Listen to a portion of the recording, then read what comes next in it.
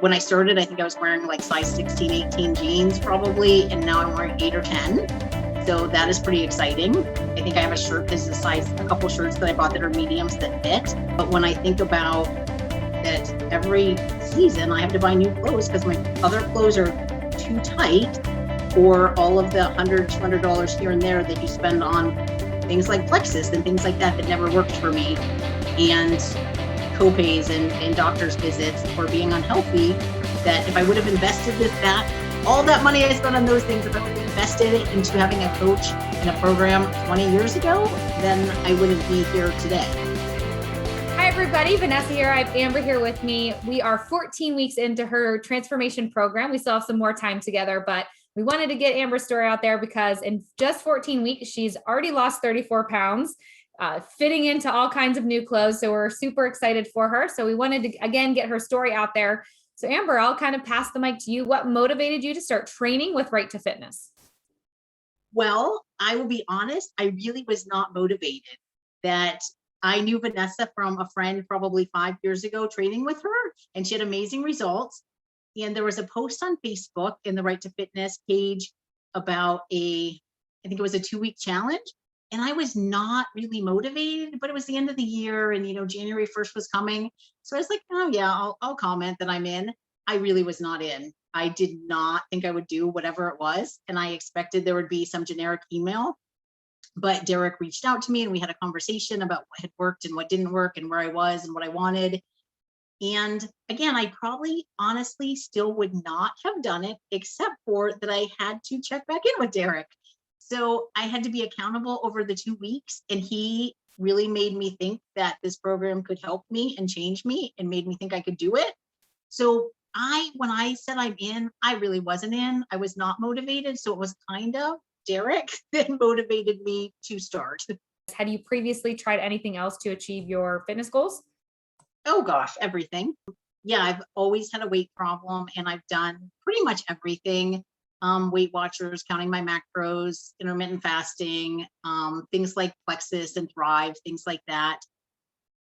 Yeah, you name it, I have tried it. Yeah, much like many women out there. So you're definitely not alone with that. So why didn't these other programs or products work for you?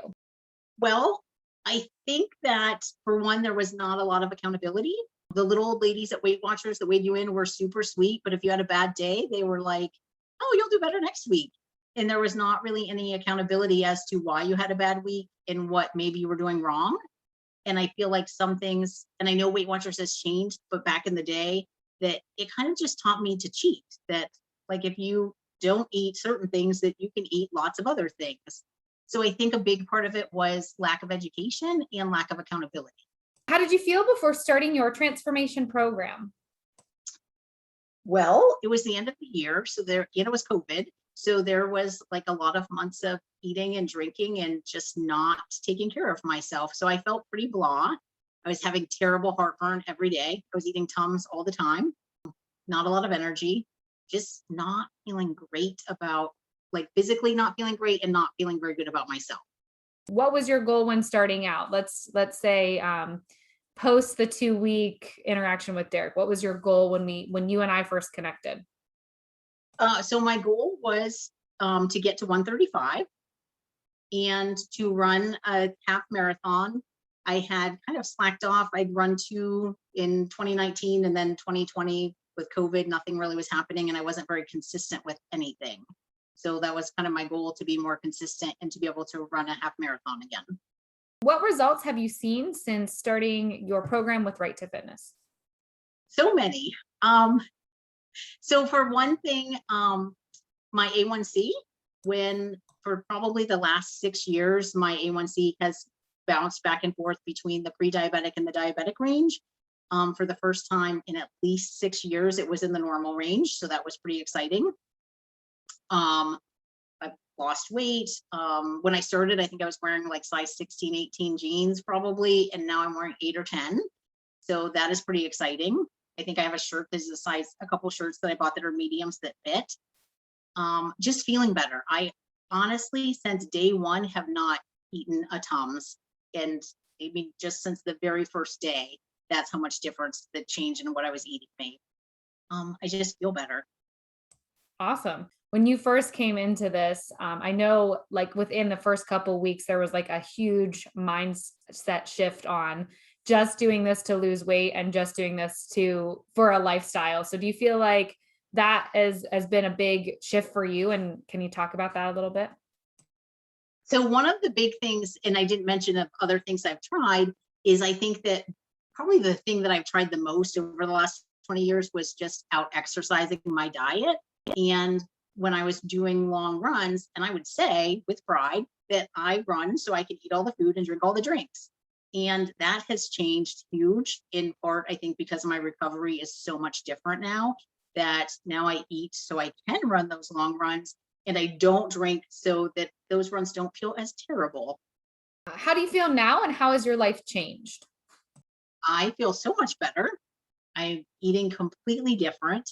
I'm sleeping more. I think that's an important thing to mention, is that like thinking, like we've talked a little bit about the food differences and the exercise, but really it's more like looking at everything, that the nutrition and the exercise and the sleep and the water and the emotional baggage that comes along with our relationships with food, that like this looks at everything.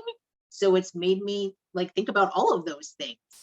And just in general, like I don't feel as tired. I have more energy. I mentioned my runs in the recovery. I used to lay in bed at night and my legs would just ache. I would sometimes take ibuprofen before I ran, or sometimes take it at night. I never have to do that now. And I suspect that it's the not drinking and the food I'm eating and the sleep and the Yeah. strength training. Yeah. And the strength training too. I think that was something that we had talked about early on, is just, supplementing your running with some strength training. So I'm sure that's all kind of come together a little bit for you. Okay. So what aspects of our coaching have you most enjoyed? Definitely the accountability, that, and certainly the education piece. But I think in other things, like when you check in with your weight and that's all you're reporting on, that's all you're looking at. And, there's a lot of, oh, well, you'll do better next time. But not a lot of problem solving. And I feel like that if I'm not losing, or if I have a bad week, that there's a discussion as to what went wrong and what we maybe need to tweak. But there's also a discussion about like the emotional part. Like, is this just a normal week? And do you need to freak out about it, or what's going on? Or there's the come to Jesus that, hey, well, what other things did you do or not do last week that you shouldn't have, or you should have? Yeah, exactly.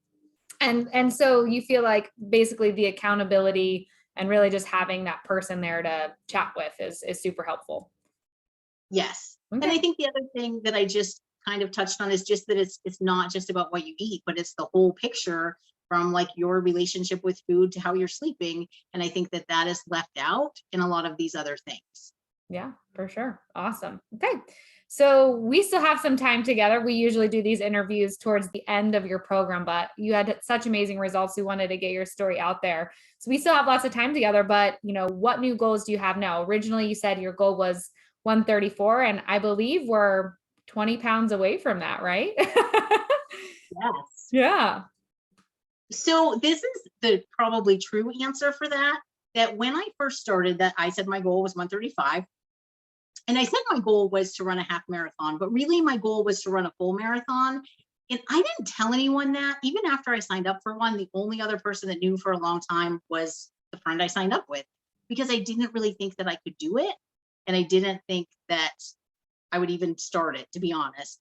And I feel like my goal is still 135, but the difference is, and you already know this story, that when I got to 160, so my adult life, I don't think that I probably have been below 165. So when Derek said, how would you feel about getting to the 159, 149? And I was like, oh my God, that would be amazing. But I didn't really think it was going to happen until I got to 161. And then I was like, oh my gosh, I'm going to get to 159 for real.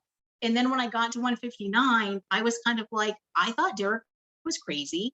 And it was like, felt amazing, but it also felt terrible, because it felt like someone punched me in the stomach, because if I didn't think I could get to 159, there was no way I was ever going to get to 135. So now my goal is still 135, but now I think I might actually be able to get there, when before I didn't apparently have very much faith in myself. And I didn't really know how short I was selling myself. So that was great to realize that, but kind of crappy at the same time. Yeah, I mean, that's a huge realization though. And I think we've talked about this before. It's just like, we set ourselves up so that like we can't fail. And so we set these like parameters for ourselves. So it's amazing that, I mean, 20 pounds, you've already lost 34 pounds, like 20 more pounds, and you're going to be there, which is awesome. So I have no doubt you'll get there. I'm super excited about it. Okay. So last question is, what would you tell anyone who is thinking about working with Right to Fitness? I would say that if you are looking for a quick fix, that this is not the place to go.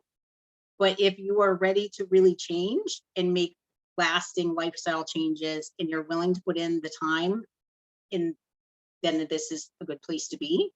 And recognizing that it is a time commitment because it takes time to exercise and to grocery shop and to cook and have meals and to participate. And I think that's another part that is important, is the group coaching calls and participating in the Facebook messages and chats and accountability things.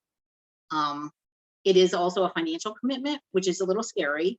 But when I think about that, every season I have to buy new clothes because my other clothes are too tight, or all of the $100, $200 here and there that you spend on things like Plexus and things like that never worked for me, and copays and doctor's visits for being unhealthy, that if I would have invested all that money I spent on those things, if I would have invested it into having a coach and a program 20 years ago, then I wouldn't be here today. Big realization. That's awesome.